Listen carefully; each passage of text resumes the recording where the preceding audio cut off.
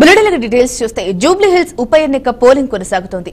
3 గంటల వరకు 40.2% పోలింగ్ నమోదైంది.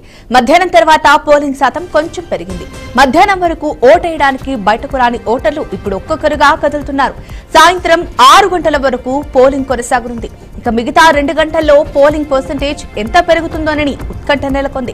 ముఖ్యంగా యువత పోలింగ్ శాతం చాలా వరకు తగ్గింది. ఇక ఈ జూబ్లీ హిల్స్ ఉప ఎన్నికలో ఓటింగ్ పర్సెంటేజ్ పెరిగే అవకాశం ఉంది.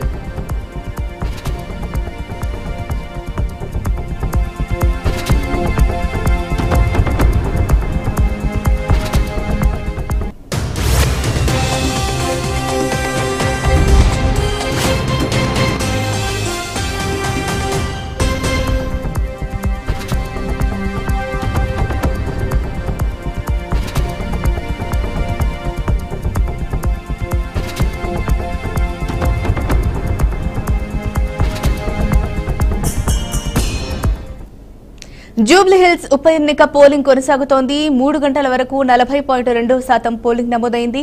మధ్యాహ్నం తర్వాత పోలింగ్ శాతం కొంచెం పెరిగింది. మధ్యాహ్నం వరకు ఓటేయడానికి బయటకు రాని ఓటర్లు ఇప్పుడు ఒక్కొక్కరుగా కదులుతున్నారు. సాయంత్రం 6 గంటల వరకు పోలింగ్ కొనసాగనుంది. ఇక మిగతా 2 గంటల్లో పోలింగ్ పర్సెంటేజ్ ఎంత పెరుగుతుందోనని ఉత్కంఠ నెలకొంది. ముఖ్యంగా యువత పోలింగ్ శాతం చాలా వరకు తగ్గింది. ఇక ఈ జూబ్లీ హిల్స్ ఉప ఎన్నికలో ఓటింగ్ పర్సెంటేజ్ పెరిగే అవకాశం ఉంది.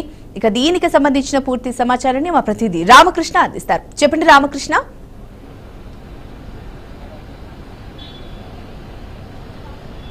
మనం ఇప్పుడు బూత్ నంబర్ 309, 3010 శ్రీనగర్ కాలనీలో ఉన్నాము. మెయిన్గా చూసుకుంటే మధ్యాహ్నం 4 గంటల తర్వాత కొంత పోలింగ్ పర్సంటేజ్ పెరిగే అవకాశం ఎక్కువగా కనిపిస్తుంది. ఇప్పటి వరకు చూసుకుంటే మహిళలతో పాటు కొంత సీనియర్స్ ఓటు హక్కు వినియోగించుకున్నారనే చెప్పుకోవచ్చు. యువత మాత్రం ఓటు వేయడానికి కొంత మందకోటిగానే ఉన్నట్లుగా కూడా చెప్పుకోవచ్చు. ఓవరాల్గా చూసుకుంటే కొంత జూబ్లీ హిల్స్ బై ఎలక్షన్ నేపథ్యంలో ఓటింగ్ శాతం అనేది పెరుగుతుందనే అధికారులతో పాటు అభ్యర్థులు కూడా భావించారు.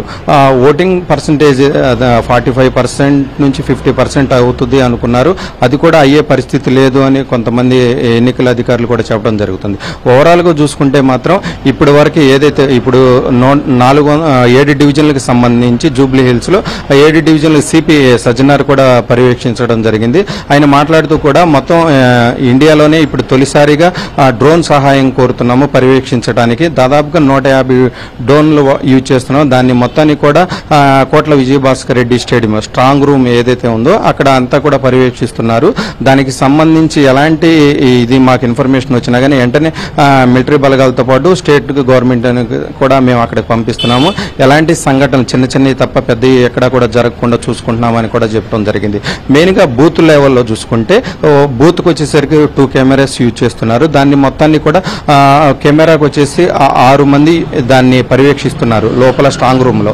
ఇది మొత్తం కూడా కొంత బై ఎలక్షన్ కావడంతో అభ్యర్థులకి ఎవరు కూడా అన్యాయం జరగకూడదు. ఓటు హక్కు వినియోగించుకునే వాళ్ళు మాత్రం స్వచ్ఛందంగా వచ్చి ఓటు హక్కు వినియోగించుకోవాలనే ఉద్దేశంతోనే ఈ పకడ్బందీ ఏర్పాట్లు అయితే చేశారని చెప్పుకోవచ్చు. ఇంకా ఓవరాల్ గా పార్టీల విషయానికి వస్తే బీఆర్ఎస్ పార్టీకి చెందిన అభ్యర్థి ప్రెస్ మీట్ పెట్టడం జరిగింది. దాన్ని కొంత అధికార పార్టీ కొంత తప్పుగా కూడా చెప్తున్నారు. దానికి కౌంటర్ ఇవ్వడానికి మంత్రి పొన్నం కూడా ప్రెస్ మీట్ ఒక వీడియో కూడా రిలీజ్ చేయడం జరిగింది.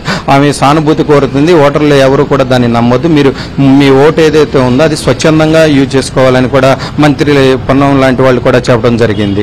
ఓవరాల్ గా చూసుకున్నట్లయితే కొంత ట్రెండ్ అయితే పోలింగ్ పర్సంటేజ్ అయితే పెరుగుతుందని అందరూ భావించారు. అది పెరుగుతుందా లేదా అనేది కొంత డౌట్గా ఉంది. మెయిన్ గా చూసుకున్నట్లయితే ఈ పోలింగ్ శాతం తగ్గితే మాత్రం అధికార పార్టీకి ఫెచ్చింగ్ ఉంటుందా, ప్రతిపక్ష పార్టీలు ఫెచ్చింగ్ ఉంటుందని కొంత అభ్యర్థులైతే ఉత్కంఠ లేపుతుందని కూడా చెప్పుకోవచ్చు.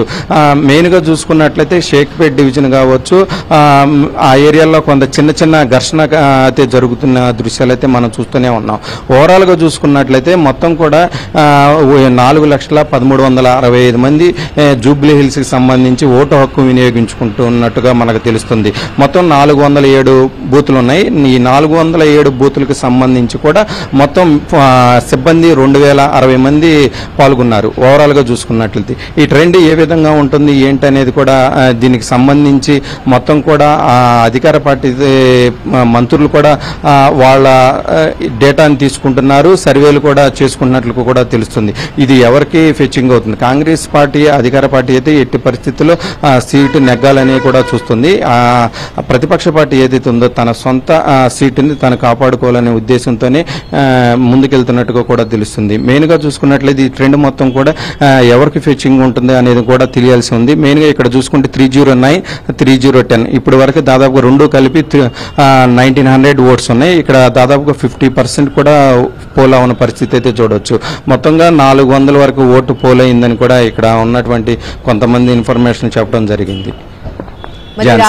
మరి రామకృష్ణ, మరి మధ్యాహ్నం 3 గంటల తర్వాత మరి ఓటర్లు పెరిగే అవకాశం ఉంది అన్నారు. ఇప్పుడు 4 దాటింది కాబట్టి మరి ఇప్పుడు ఎంత పర్సెంటేజ్ వరకు ఓటింగ్ నమోదు అయ్యిందంటారు?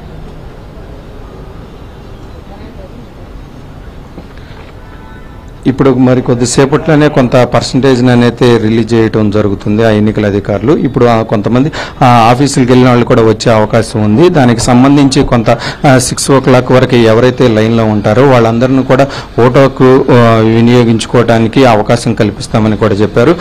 ఇలాంటి పెద్ద పెద్ద వాళ్ళు అందరూ కూడా వచ్చి ఓటు హక్కును వినియోగించుకుంటున్నారు. కానీ యువత మాత్రం ఎక్కడా కూడా ఓటుని యూజ్ చేసుకోవడానికైతే తక్కువ పర్సంటేజ్లోనే వచ్చారని కూడా చెప్పుకోవచ్చు.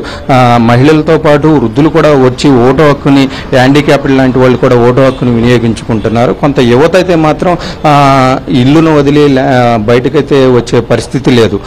చాలా తక్కువ మంది యువత ఓటు హక్కు వినియోగించుకున్నారు. యువత కదిలితేనే ఓటింగ్ పర్సంటేజ్ అని కూడా పెరుగుతుందని కూడా మనం చెప్పుకోవచ్చు. ఓవరాల్గా చూసుకున్నట్లయితే వృద్ధులు, మహిళలు ఎక్కువగా ఈ ఓటింగ్లో పాల్గొంటున్నారు. యువత మాత్రం ఓటింగ్లో ఎక్కడ పాల్గొనట్లేదు. ఈసీ సిఇఓ చీఫ్ సెలక్షన్ తెలంగాణకు సంబంధించి అధికారులు మాత్రం కొంత అందరిలోనూ ఓటు హక్కు గురించి చెప్పడం జరిగింది. అయినా కానీ ఎక్కడా కూడా యువత ఓటు హక్కును వినియోగించుకోవడానికి ముందుకు రాని పరిస్థితి అయితే తెలుసుకోవచ్చు. మెయిన్గా చూసుకున్నట్లయితే ఈ భద్రత విషయానికి వస్తే కేంద్ర బలగాలతో పాటు పారామిలిటరీతో పాటు స్టేట్ గవర్నమెంట్ దాదాపుగా 5,000 మంది సిబ్బందితో మొత్తం కూడా పర్యవేక్షిస్తున్నామని ఇప్పుడే సిపి సజ్జనార్ కూడా చెప్పడం జరిగింది. Jhansi. Right, thank you Ramakrishna for the updates.